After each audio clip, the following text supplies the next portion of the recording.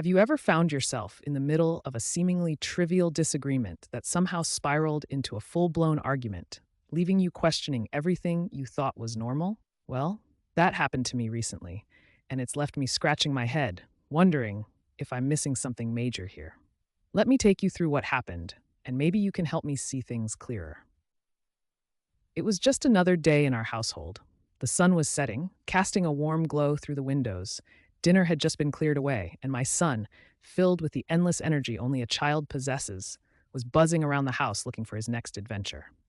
My husband was in the adjacent room, probably lost in a book or his thoughts, a common scene in our home where each of us finds comfort in our little routines.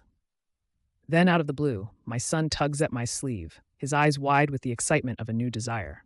He wanted to go to the store to buy something he'd just thought of, something that seemed incredibly important in that moment. I, however, was in the middle of something myself, trying to finish up some work that couldn't wait. So, without much thought, I gestured towards where my husband was sitting and said, "Why don't you go ask him?" Little did I know, those few words would unravel the peace of our evening. My husband's reaction was immediate and intense. He was upset, visibly so, and I was taken aback. The issue?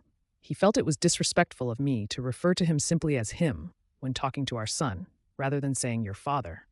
In his view, my choice of words was diminishing his role and importance in our son's eyes, a perspective that had never even crossed my mind. I tried to understand where he was coming from.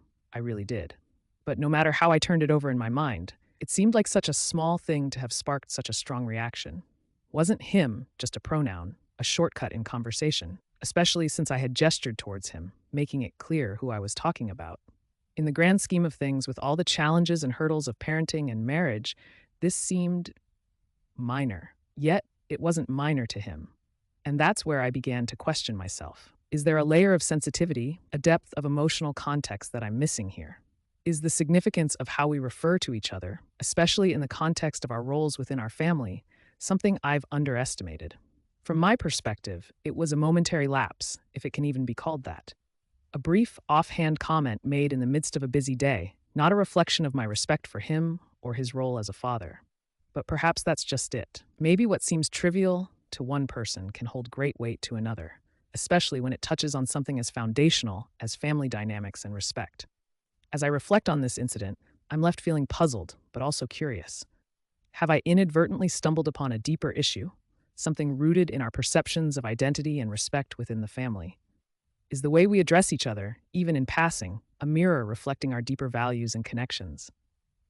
I find myself now reaching out, not just to my husband for further dialogue and understanding, but to you. Have you experienced a moment like this? A seemingly small thing that opened up a world of questions and feelings you didn't expect?